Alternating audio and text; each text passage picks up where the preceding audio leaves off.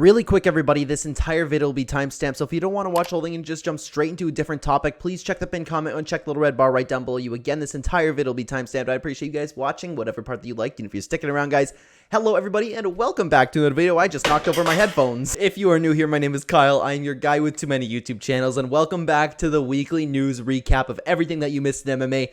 Like I said, guys, timestamps are there. We're going to be touching on every little piece of news that happened this week in MMA. Let's get into it. Let's start off with the UFC 284 takeaways. Like, oh my god, here's my biggest takeaway. Alexander Volkanovski proved himself to not only belong in the lightweight division, but he is still the #1 pound-for-pound fighter in the world, in my opinion, because I believe that he won the fight against Islam Makhachev. I understand that's up for debate.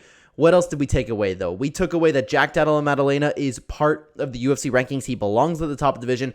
I'm so excited to see where he goes next. I want to say he's ranked number 14 right now, but regardless, those are my two biggest takeaways. Like, Islam is human, Volkanovski is not, and Jack Della Maddalena deserves a top fight from this point forward. I'm so excited. Let's get into the news. Touching on the same kind of thing, the world is crying robbery right now. There is a lot of talk going on and still going on. It's like since the fight happened last week. Who won the fight? Volkanovski versus Islam. I'm one of those weirdos who personally had it 4-1 for Volkanovski. I was watching it with a bunch of people, and we all had it pretty much for 4-1 Volkanovski, but everybody's arguing 3-2, one way or the other. I obviously need to go back and watch the fight, which I haven't done yet, but how did you see the fight going? The whole point is the world is still going crazy about it. Everybody wants to see an immediate rematch. Moving on to the next piece of news, we have the future for Josh Emmett, because of course he's getting up there in age, right? He just lost the interim title fight against Yair Rodriguez.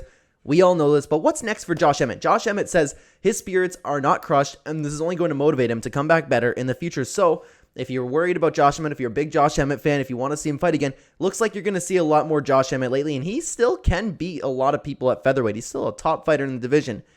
I think his title days are over, but still, it's interesting, and it's always fun to see him fight. He's an exciting fighter. Moving on, Jose Aldo won his boxing debut. There's not really a surprise there. Aldo is a fantastic boxer, and he's up there in age. Yeah, he has a lot of miles on him, but still, Aldo is still being Aldo. It's not like he was one of those fighters that just went out like horribly, kind of like Glover Teixeira did, kind of like Dan Henderson. All these fighters that we see going out and getting too old, Aldo is still there. He can still fight, and he's going to continue to do well in boxing. Let's move on to the bigger piece of news, guys, okay? Dan Hooker and Islam accusations. Dan Hooker came out and said that Islam is using an IV to cheat, and he's calling him a cheater.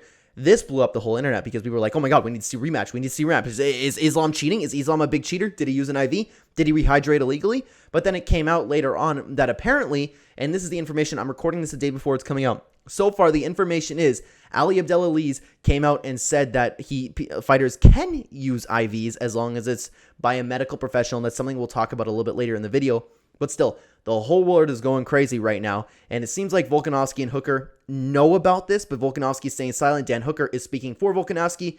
Whether or not that was planned, who knows? We don't know who's right, but it seems like Islam did cheat, but of course, I'm not going to be one to jump on and say, yeah, absolutely, because we also had that mark on Islam, right? There's just a lot of craziness going on right now. Will Islam end up getting suspended? Will there be an immediate rematch? Will Yair not get a title fight against Volkanovski? We don't know. A lot of questions as it stands right now, but right now, Dan Hooker accused Islam of cheating, and it looks like it might come true. Moving on, I got an interesting one for you. Robert Whittaker reveals the hardest puncher he's ever fought. Who would you think that was? Maybe Adesanya? Maybe Yoel Romero? No. He said Kelvin Gastelum.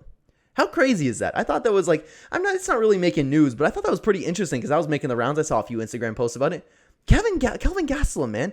That guy does hit hard, but I didn't think he would hit harder than like Yoel Romero. I thought it would be like for sure. Like when he was asked that question, I was like, yeah, duh, what a stupid question, Romero. But then he said Gastelum. I'm like, huh, interesting. Moving on to something very quick. Jens Pulver is inducted into the Hall of Fame. Very well deserved. It's not surprising to me at all. It's just another Hall of Fame induction. I cannot wait to watch all the fighters get inducted this year. It's a great thing, Jens Pulver into the Hall of Fame. Moving on, Francis Ngannou is still looking for a fight, and Deontay Wilder called him out. And what's interesting about this is he wanted 2 fights, 1 MMA and 1 boxing, and he wants one of those fights to be in Africa.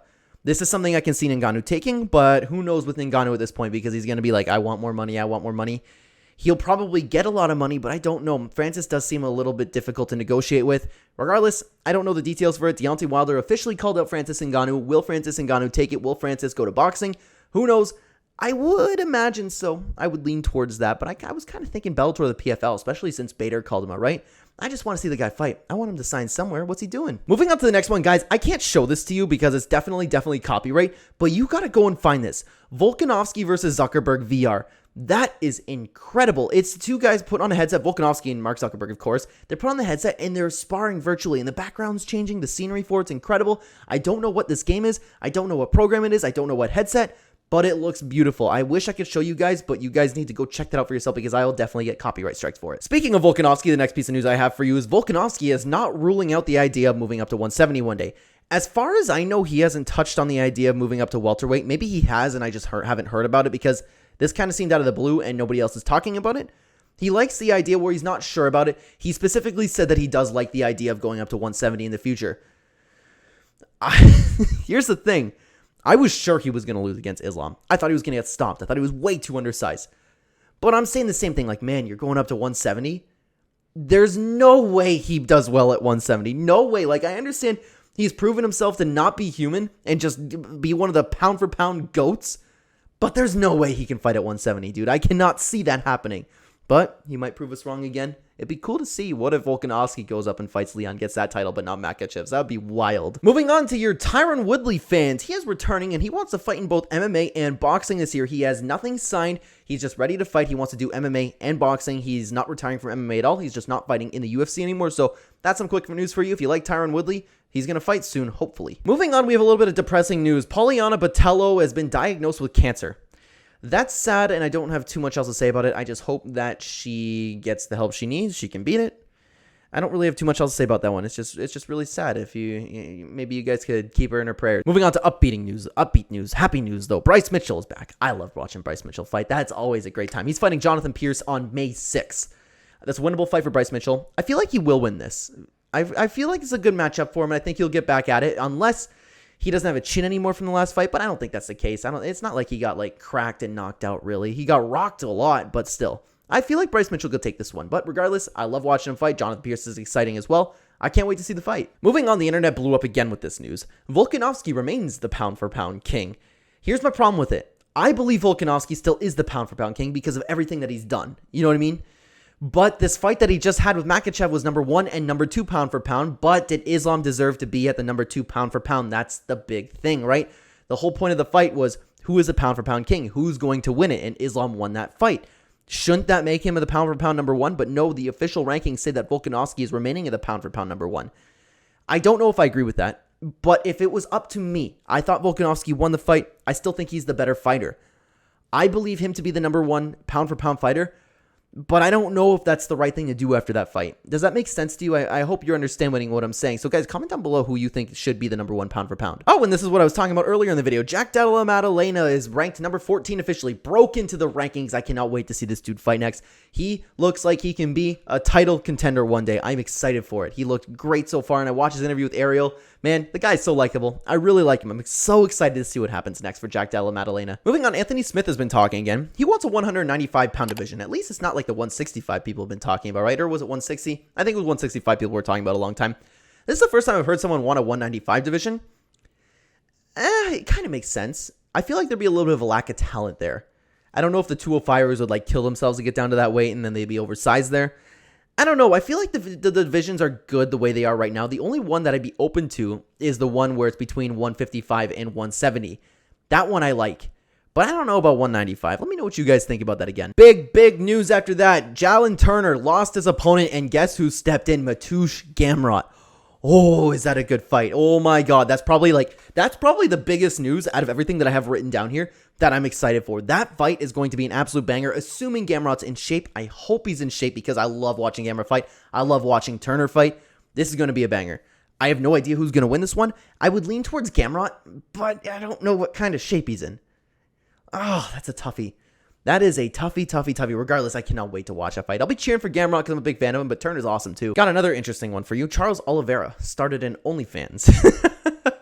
It's not for what you think, though. Of course, it's just for like his training and background fighting stuff. It's just he's going to upload content about his life. It's kind of like a vlogging type thing. It's definitely not going to be a naked Charles Oliveira there, but still, that's some news for you. If you're on OnlyFans, you know, it's a step in the right direction for OnlyFans, right? Charles Oliveira hopping on there, giving us some hitting pads. Who knows what else is going to be on there. So last week, if you watched the video, we talked about Belal versus Colby, and Ali Abdelaziz said it was in the work, and now Belal said that it was offered to him and he signed it. So it looks like I don't see why he would lie about that. So it looks like the ball's in Colby's court because Belal has been wanting this fight for a long time. Of course he's going to sign the fight, right? Colby is the issue. Don't know what's going on with that dude. Don't know if he's caught up in court or if... Man, he's wasting his prime. I don't know. I want to see Colby fight. That's an amazing matchup, Belal versus Colby. And it's a winnable fight for Colby, too. What's going on, man? Colby signed the fight. Moving on again, Bellator is going to Hawaii with 2 cards officially. We don't know what's on it yet. We don't know when. We don't know who. It's just that's some interesting news. Bellator, if you like Bellator, I love watching Bellator, by the way. I know that's a very unpopular opinion with MMA fans, but I am a big Bellator fan. 2 cards in Hawaii. Sounds fun. I'm here for it. Speaking of Colby Covington, though, Masvidal's trial update has been moved to May. So he has a fight camp. He's already fighting. I don't know if this is really something even worth talking about, but it's MMA news. It's everything that you missed in MMA news. So we're going to touch on it. Masvidal's court date has been moved to May. Who knows how much money he's going to have to pay? I don't even know if that came out, but I don't think so, right? Because it's the whole trial. I don't know. I don't know what to say. It's just something I'd mention. Here's one that I was laughing about with my friends, actually. John Jones said that he welcomes Daniel Cormier to comment his fight against Gane. That's not a good idea. Well, Daniel Cormier's done it before, and then Jones walked out flipping him off. Like, John Jones, people are still talking about it, man. Like, I commented that he was fake on a TikTok video when I found this out, and then people are like, oh my God, you just hate John Jones. Like, I'm like, how do people not see that this dude is so fake now? I don't get it. Like, he goes, I welcome DC. All the best, brother. Like, of course he's not being genuine. They hate each other. You know what I mean? John Jones, of all people. Like, I'd believe it if it was literally maybe anyone else. But John Jones, he definitely still hates Daniel, and he's trying to be the good guy for this fight. And he's just like, I'm not even confident the guy's going to get in the ring. You know what I mean? Who knows what's going to happen? I'm not getting excited for a John Jones fight until he's in that octagon and Bruce Buffer says it's time, or even that. I don't know. The ref goes, are you ready? Maybe then. Or maybe when they touch gloves. I don't know. Regardless, he doesn't want Daniel Cormier to commentate. It'd be fun. And then the top comment, whatever I was watching, was like, imagine, I want Daniel Cormier to do the octagon interview. How funny would that be? Just bringing up the mic to him. It's like, I killed Gunn, and I can kill you, Daniel. You can never kill me, John. You can never kill me, John. I love their banter, man. But still, John Jones being fake again, and people aren't seeing through it. We have a bunch of NPCs in this world. Moving on. Okay, we have a lot of fight news. Okay, I was gonna fly through it. Anyways, Sean Brady's out. Sean Brady's out. He was supposed to fight Michel Pereira, and that was a fight that made a lot of sense in the division. I was excited to see Sean Brady, my man, back in the division again, or back in the ring again. I wanted to see him fight because he had a lackluster performance and a lot of hype on him, so I didn't know if that was just a one-time thing. Regardless, sucks. Michel Pereira is looking for a new opponent, but we will talk about that again soon. Moving on, again, lots of fight talk, guys. Joe Selecki fight canceled. No opponent took the fight. His opponent pulled out, and nobody wants to take the fight, so that fight is just completely scrapped from this weekend. Matt Brown versus Court McGee has been announced for May 13. Oh, man, that's going to be a good fight. Matt Brown has still looked okay in his old age. Matt Brown is one of my favorite fighters of all time, so I will always be in the corner cheering for Matt Brown. He's got to make it his last one sooner or later. He's going to go out really, really bad. It's tough. I think he might be able to pull this one off, though. I kind of like this matchup for him. Picking him to lose, but I wouldn't be surprised if Matt Brown won. I'll be cheering for him in the corner. I'll be like the biggest Matt Brown fan. Like, yay, Matt Brown, woo. Moving on to the next fight. I apologize, guys. I'm not familiar with this fighter. Ode Osborne. He had his opponent pulled out on February 25th, but Charles Johnson just stepped in to take the fight. Charles Johnson on a roll, I believe, coming out of LFA. Regardless, a very, very exciting fighter right now. Stepping in. Hopefully he's in shape, I would imagine. So the dude's been super, super active. So I'm always down to see Charles Johnson fight. I don't know if I'm familiar with Ode Osborne. The name's not coming to me. Regardless, I'm excited to see Charles Johnson fight, and maybe now I'll know who Ode Osborne is, and maybe I can become a fan of his as well. Big news that nobody is talking about in the works is Drew Dober versus Paddy Pimblett. Oh, man, Paddy Pimblett is going to get murdered. And I still like Paddy Pimblett. A lot of people didn't like Paddy Pimblett, especially what was going on with him recently. I still like Paddy, but I'm a bigger fan of Giga Chad Drew Dober.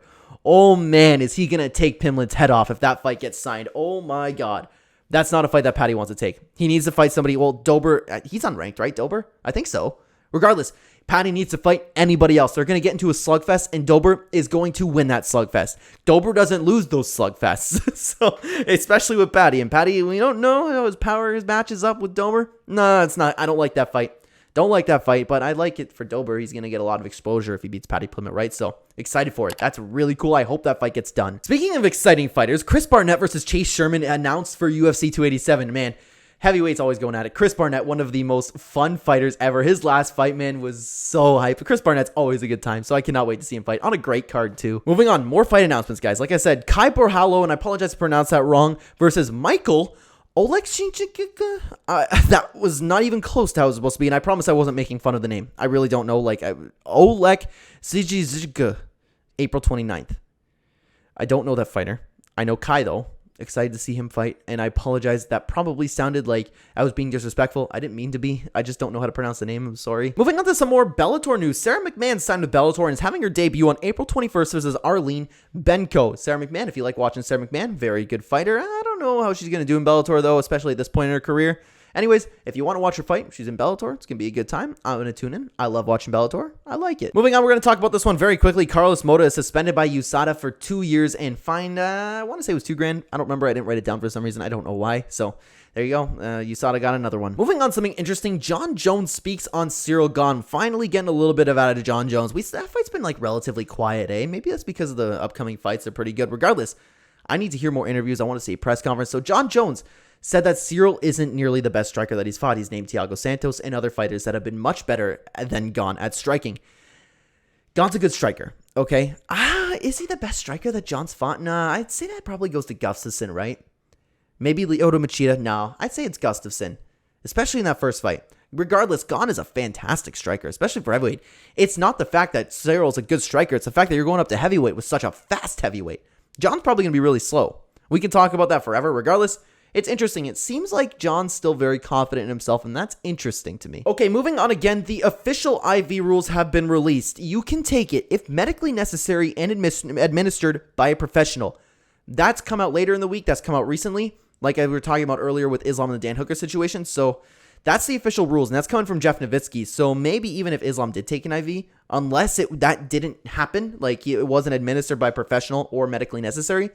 But can you tell? I just don't know about that stuff. It's going to be interesting to find out what comes from this. Moving on, another quick piece of news. Casey O'Neill resigns with the UFC, a 6-fight deal. So if you like Casey O'Neill, you can watch him fight more. Oh, and here's a biggie, guys. Here is a biggie. Michel Pereira, we were just talking about, lost his fight, man, against Sean Brady, but he calls out Wonderboy. That is a very fun matchup. That's a fight that I can see Wonderboy taking too. That is an exciting fight, one that Wonderboy could take. Will he take it on short notice, though, with his old age? Could he still be recovering from the Kevin Holland fight? Because that was a very difficult fight. I don't know. I hope this fight gets done. That would be amazing. That would be such a good fight. And Wonderboy could, he looked so good in his last fight. He would piece up Pereira, in my opinion. He'd piece him up. And guys, we're taking a little bit of a pause here because I am pre-recording this the night before. And if anything comes out tomorrow, I will be changed to look a little different. I'll continue recording the video. So let me know if this is a bother to you guys. I don't think it is. Regardless, the reason that I do this is because I have the news videos comes out every Friday. And my Fridays are typically pretty busy. So I just wanted to get a head start on recording all of this. So I'm going to be back with the news and we'll continue talking about it. All right. Yeah, hello again, everybody. So we have a little bit more news to cover from that came out this morning. So this I got from MMA Orbit on Twitter. Go give him a follow. Fantastic account. Apparently, this is again from MMA Orbit, who said it's from Club des Las MMA. These are the contestants for TUF 31. I'm only familiar with a few of these, so I'm going to fire off the names for you and maybe you know who's going to be on TUF here. Anthony Burchak, Chris Moutinho, Cody Gibson, Hunter Azur, Rico Desculo, Trevor Willis, Carlos Vera, Mando Gutierrez, Timur Valiev, and Manny Lozoya. I want to say that's not everybody that's on there because it seems like it's a little bit of a low number, but still, regardless, it's really cool. Imagine Chris Moutinho, one of those fighters who has just a random comeback and just comes in and beats Sean O'Malley one day. That'd be really cool to see, but it probably won't happen. Regardless, I'm excited for The Ultimate Fighter. It's going to be really, really fun to see. And we'll touch on this really quickly. Back to The Ultimate Fighter. The Ultimate Fighter has officially begun. There's been videos of Conor McGregor showing up. He's looking bigger than ever, and I'm excited for his comeback fight. I'm going to watch this Ultimate Fighter season. It's going to be fantastic. Conor made it so good last time. So, began filming. I want to say it's releasing in May. Is that what they said? Regardless, it's beginning filming. It's official. The Ultimate Fighter is here. Next up, we have some news about Ilia Topuria. We all thought that he was on his way to fight Alexander Volkanovski, right? He announced that his next fight will be at 155, so he's moving up a division, and it's going to be against a ranked opponent. Ilya said that it's actually going to be against a ranked opponent. It's not that he wants a ranked opponent, but we don't know exactly if that's something that the UFC is working with him, or is he going up and kind of demanding it, which honestly, if he moves up a division, he's been on a roll at featherweight. I would give him a contender, even if he wants to get a top contender, I'd be totally okay with that. I don't know how he'll do at 155 because I think it's a significantly tougher division. Regardless, amazing fighter. I'm excited to see him, but I'm a little bit disappointed he won't make his way up to featherweight. You know what I mean? So, I don't know. I was interested in the Holloway, Arnold Allen, Volkanovski, Cater matchups. But still, hey, if that's what he needs to do, it's what he got to do, right? Speaking of the featherweight division, Alexander Volkanovski came out and said that Yair can hang on to the flag for now, which is the title, because he wants the rematch with Islam Makhachev. This is brand new to us. He said that in the next fight that he was going to have because he wanted to be active in both divisions. He was still adamant, even after the fight. He said he was going to go down and fight Yair, but everything changed. Probably because this fight might get overruled into a no contest with Islam in the IV situation. Then maybe he'll want his immediate rematch, or if he'll fight for a vacant belt, depending on whether or not Islam gets suspended. But of course, none of that is for sure at all. We don't even know if Islam for sure actually cheated.